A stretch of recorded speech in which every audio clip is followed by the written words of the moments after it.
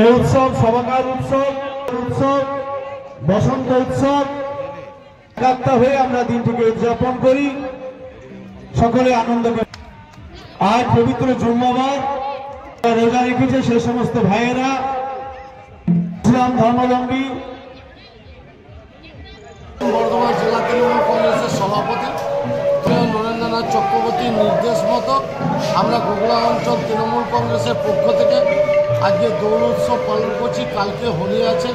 এই দোলের দিনে আমাদের সর্বস্তরের মানুষকে, মুসলিম সমাজের মানুষ, আদিবাসী সম্প্রদায়ের মানুষ, হিন্দিভাষী বাঙালি যারা আছেন সবাইকে একত্রিত করে ধর্ম, জাতি, ধর্ম, বর্ণ নির্বিশেষে আজকে আমাদের এই দৌড় উৎসব পালন করছি গোগলা অঞ্চল তৃণমূল কংগ্রেসের পক্ষ থেকে।